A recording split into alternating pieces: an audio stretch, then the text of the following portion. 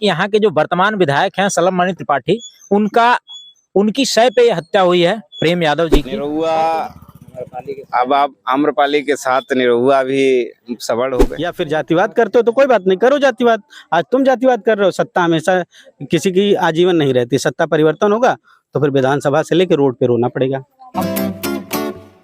देवरिया के फतेहपुर में मौजूद है हम। हमारे पीछे प्रेमचंद यादव का घर है।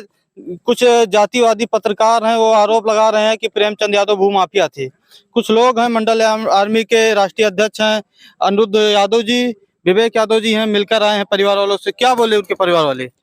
देखिए, परिवार जो है बहुत दुखी है, क्योंकि परिवार को न्याय नहीं मिल रहा। एक तरफा कार्रवाई हो रही है, अन्याय किया जा रहा है, बुलडोजर चलाने की बात की जा रही है। छोटे छोटे बच्चे हैं, बेटियां हैं, पूरा परिवार जरा सहमा है। उनके घर में ही कैद कर दिया गया है, मतलब अघोषित रूप से उनको एक उन्हीं के घर में जेल बना के कैद कर दिया गया है।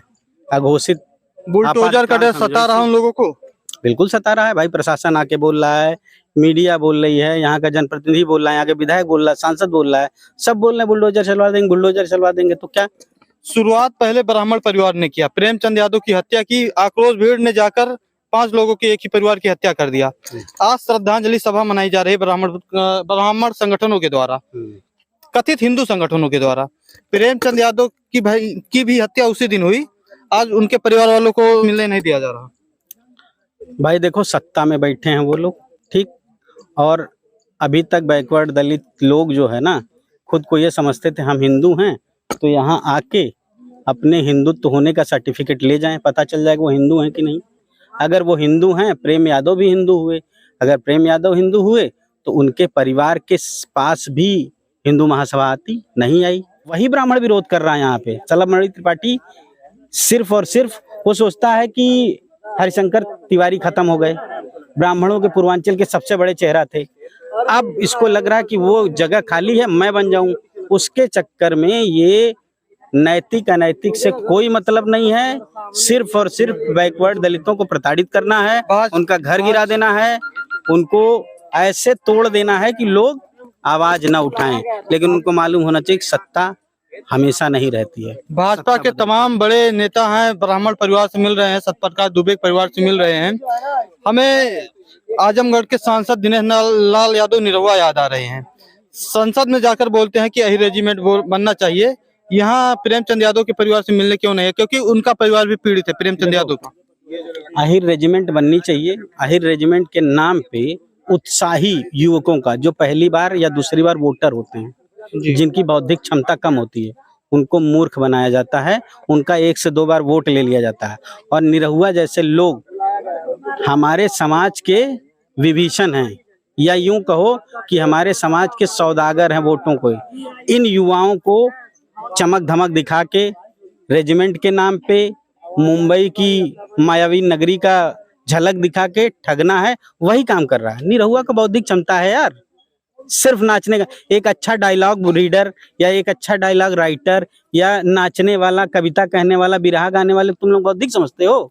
ये सत्ता समाज के दलाल हैं और सत्ता की चाटुकारिता कर रहे हैं। ऐसा कहा जा रहा है ये जो घर है पीछे आप देख रहे हैं, उनके पिताजी ने बनवाया है और प्रेमचंद यादव को भूमाफिया साबित किया जा रहा है। प्रेमचंद यादव के पिताजी जो हैं आर्मी से थे, रिटायर्ड आदमी हैं, जिन्होंने अपने जीवन भर सेना में रह के देश की सेवा की बॉर्डर पे। उनको अब अपराधी बता दिया जा रहा है, उनका घर अवैध बताया जा रहा है। अवैध तो सिर्फ ये बाउंड्री आ रही है, वो वाली छप्पर आ रही है, लेकिन इनके घर में कोई जानने वाला नहीं है। सब बच्चे हैं, रेवेन्यू की जानकारी तो अच्छों को नहीं होती। जो रेवेन्यू के बारे में ABCD नहीं जान रहा, उन बच्चों को आप डरा धमका रहे हैं। उनको ये डर सता रहा है कि ये घर गिरा दिया जाएगा, हम लोग रहेंगे कहाँ? हमारे पिता पहले को शायद ग्राम समाज की दिया जाता था, बिल्कुल दिया जाता था। अब यहाँ दिया गया कि नहीं दिया गया है? अगर नहीं दिया गया है तो अगर सरकार के अंदर नैतिकता है तो ये उस कैटेगरी में आते हैं। मुश्किल से आधा बिस्वा जमीन है जो आ रही है, उसको छोड़ो, तुम दिखाओ तो कि हाँ हम देश के सैनिकों का सम्मान करते हैं। या फिर जातिवाद करते हो तो कोई बात नहीं, करो जातिवाद। आज तुम जातिवाद कर रहे हो। सत्ता हमेशा किसी की आजीवन नहीं रहती, सत्ता परिवर्तन होगा तो फिर विधानसभा से लेकर रोड पे रोना पड़ेगा। ये मैं समझता हूँ एक तरह से कि यहाँ के जो वर्तमान विधायक हैं सलम मणि त्रिपाठी, उनकी शय पे यह हत्या हुई है प्रेम यादव जी की, और उनकी ही शय पे उनकी ही शय पे आज के डेट में उनकी श्रद्धांजलि सभा मनाई जा रही है। जो ब्राह्मण परिवार बड़ा है, आरोप लगा रहे हैं वर्तमान में विधायक हैं रुद्रपुर के। जी बिल्कुल, हम देखिए बड़ा आरोप नहीं लगा रहे हैं, आरोप लगाना वाजिब भी होता है, आरोप भी एक तरह से लगा भी रहे हैं, एक तरह से नहीं भी लगा रहे हैं, क्योंकि वो वर्तमान में विधायक हैं और विधायक का मतलब होता है कि सभी का विधायक है, पूरे क्षेत्र का विधायक है। तो एक विधायक, ये बताइए, जनप्रतिनिधि है, उसका क्या दायित्व बनता है? उसका दायित्व बनता है कि हम अगर दुबे परिवार से मिल रहे हैं तो यादव परिवार से भी मिलेंगे क्या? अब आप बताइए, जो कानपुर में हत्या हुई है, मुख्यमंत्री भी तो है, उप मुख्यमंत्री आए, मुख्यमंत्री आए, यादव परिवार से नहीं मिले प्रेमचंद यादव के। देखिए इस चीज को देखते हुए मैं ये कहना चाहूंगा, मुझे तो लगता है कि ये जो फतेहपुर गांव है ये उत्तर प्रदेश में नहीं आता है, क्योंकि यदि उत्तर प्रदेश में आता तो उत्तर प्रदेश के जो मुखिया हैं योगी आदित्यनाथ, वो यहाँ प्रेम यादव के घर पे जरूर आए होते, लेकिन वो नहीं आए। इसका मतलब यही है ना कि उत्तर प्रदेश में फतेहपुर गांव पड़ता ही नहीं है।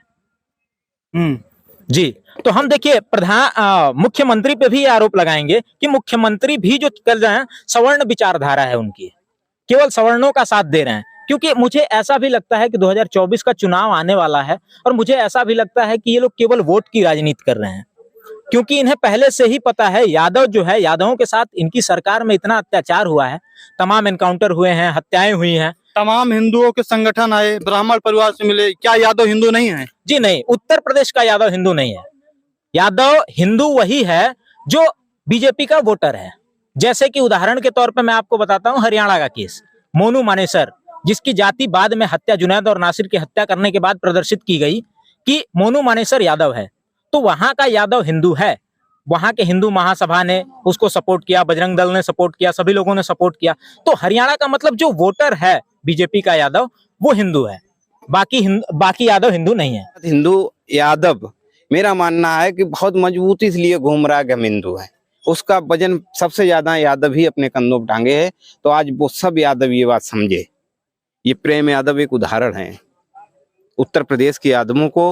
उत्तर प्रदेश के यादव के बैकवर्ड जो ओबीसी और SC ST के जो लोग हैं, वो अपने आप को भूल जाएं कि वो हिंदू हैं। भाजपा के एक सांसद हैं आजमगढ़ के, दिनेश लाल यादव निरहुआ, संसद में खड़े होकर बोलते हैं यही रेजिमेंट बनना चाहिए। निरहुआ कहाँ चले गए? निरहुआ अब आप आम्रपाली के साथ निरहुआ भी सबड़ हो गए।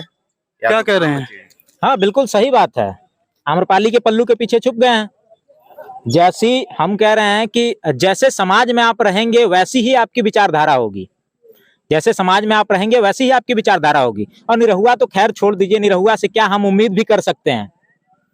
निरहुआ जैसे लोग समय समय पे बदलते रहते हैं। क्या प्रेमचंद यादव भूमाफिया थे? जी बिल्कुल नहीं, गांव वाले जैसा बताते हैं उसके हिसाब से तो नहीं। मोदी मीडिया, जातिवादी मीडिया बोल रही है कि वो भूमाफिया थे और शासन प्रशासन भी पूरी तरीके लगा हुआ है साबित करने में। जी जी बिल्कुल, क्योंकि वो यादव थे, वो यादव थे। और वो यहाँ देखिए शासन प्रशासन और मीडिया, बाकी जिसकी भी आप बात कर रहे हैं, तो मैं ये भी चीज बताना चाहता हूँ कि यहाँ के जो शलभ मणि त्रिपाठी हैं विधायक, उनके ये कट्टर प्रतिद्वंदी थे। इनको अगर कोई मात दे सकता था, लड़ाई कोई इनसे थी किसी की, तो वो केवल और केवल प्रेम यादव से थी। हमारे साथ कुछ लोग थे, ये वही यादव समाज है जो एलबीस यादव को रात को 12 बजे वोट देकर जिता देता है। प्रेमचंद यादव को की हत्या हुए लगभग 7-8-10 दिन हो गया होगा। प्रेमचंद यादव के परिवार के साथ नाइंसाफी हो रही है, लेकिन एलबीस यादव को यादव समाज रात को वोट देकर जिता देगा। देखते हैं क्या होता है। बुलडोजर कार्रवाई से पूरा परिवार डरा हुआ है। क्या राय है आपकी, कमेंट में जरूर बताइएगा। बहुत बहुत धन्यवाद।